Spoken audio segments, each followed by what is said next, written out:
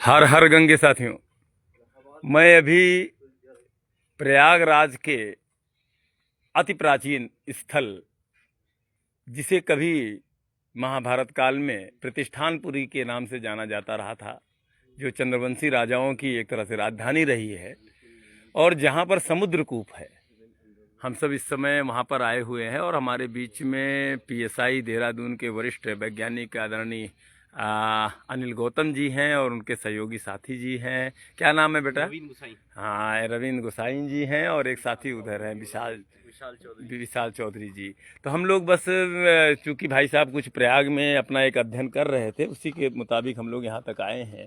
और आप सबको भी मन में आया कि ये पुण्य स्थल दिखाऊं। ये समुद्र कूप कहा जाता है। मैं आप सबको समुद्र कूप पर लेकर आया हूँ। और आप इस जगह की विरासत काफ़ी ऊंची जगह पे हम हैं। नीचे माँ यमुना और गंगा का संगम है और मैं आपको समुद्र कूप के दर्शन करा रहा हूँ साथियों। ये वो समुद्र कूप है, आप देख सकते हैं। कहते हैं कि इसमें समुद्र का जल आता है।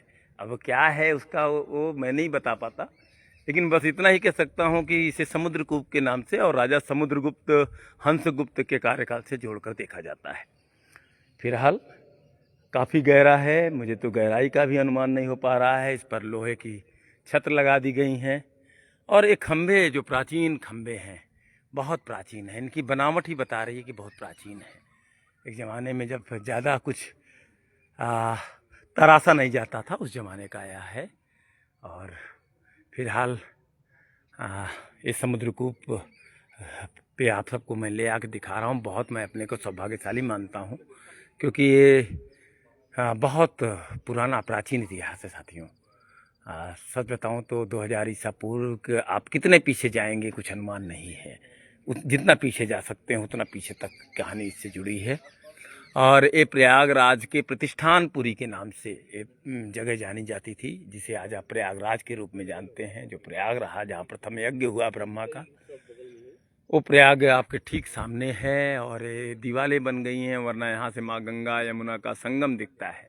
यहाँ से हम काफ़ी ऊंचाई पे खड़े हैं और नीचे घाटी है पूरी, और घाटी में माँ गंगा और यमुना प्रवाहमान होकर संगम बनाकर आगे इधर बनारस के लिए निकल जाती है। थोड़ा सा ऊपर हो सकता है, क्योंकि साइड वो लो लाइंग है। हाँ। साइड से जो नीचे का वाटर टेबल है वो धीरे धीरे करते करते वो रिवर के लेवल पे आ जाता है। या तो ऊपर हो या तो बराबर। अगर वो नीचे जाता है तो फिर डाउट, नीचे जाता तो फिर वो रिवर के लेवल पे नहीं, उसका रिवर का इन्फ्लुएंस नहीं होगा। नीचे जाता तो फिर रिवर्स हो जाता सर। जो स्ट्रीम है, नदी है, उसका पानी एक्विफर में जा रहा है। अगर वो नीचे है तो ये वाला पानी, और अगर वो ऊपर है तो उल्टा है, तो साइड का पानी बेस फ्लो सारे नदी में जा रहा है। मतलब वो एफ्लुएंट और एफ्लुएंट स्ट्रीम दो टाइप की है। एक एक्विफर में पानी देती है, तो इसलिए लेवल से पता चल जाएगा कि इसको करने की जरूरत है, इसका इम्पैक्ट पड़ेगा। तो आप अनिल गौतम जी हैं अपने साथियों के साथ।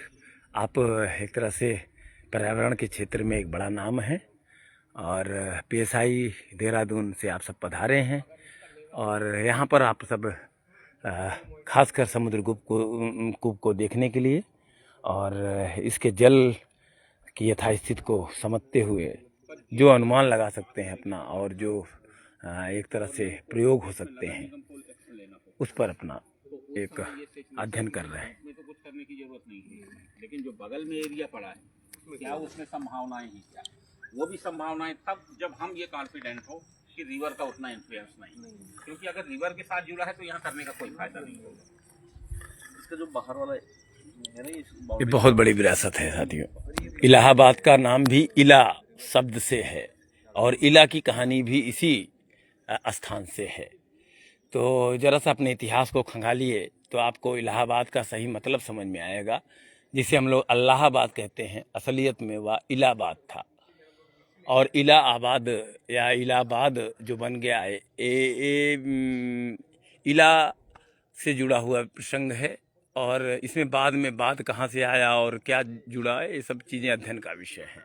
लेकिन ये कहानी इला से जुड़ी है और इला इसी राजवंश के एक तरह से राजा युवराज रहे और इसी राजवंश के वंशज रहे, तो चंद्रवंशी राजा रहे।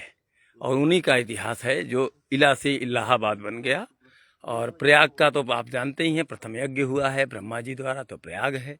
लेकिन प्रतिष्ठानपुरी का इतिहास बहुत पुराना है, महाभारत काल में इसके बारे में बहुत कुछ मिलता है।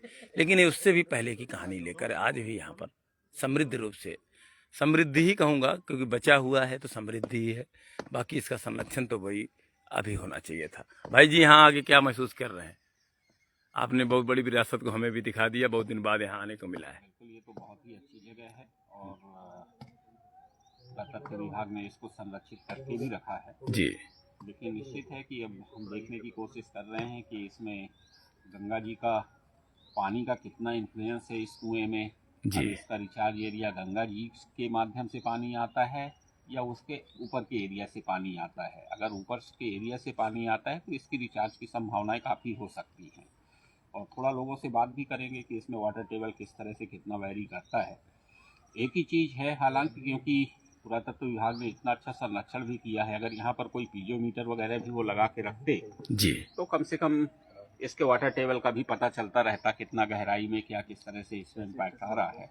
और सैलो एक्वीफर के तो बहुत अच्छे ये नमूने हैं जो आज हम शहरों में, गाँव में सब जगह पे ख़त्म करते हुए चले जा रहे हैं और एक दिन समय आएगा कि हमें हमारी जो पूरी डिपेंडेंसी लौट के आएगी वो इन्हीं पे आएगी। जी जी। तो ऐसी चीज़ों को बचाना बहुत ही महत्वपूर्ण है।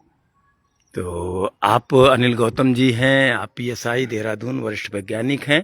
आपने बातों बातों में एक बात और बोल दिया कि एक दिन हम लौट के नहीं उसमें आएंगे और पानी के बाजार को एक दिन हम नकारेंगे भी और अपनी इसी मूल संस्कृति को हम लोग फिर से सर्वोपरि मानेंगे और यही आवश्यक भी रहेगा। फिलहाल आपके सभी साथियों का यहाँ पर एक छोटा सा अपना अध्ययन चल रहा है, जो भी हम लोग यहाँ पर आ पाए बड़े सौभाग्यशाली मानते हैं। मैं तो सही बताऊँ कोई पूर्व कार्यक्रम नहीं था, अभी अभी आपने ही बनाया और हम सब यहाँ पर आ गए। तो सभी को हर हर गंगे, आगे जो कुछ होगा मैं दिखाऊंगा आपको सभी को।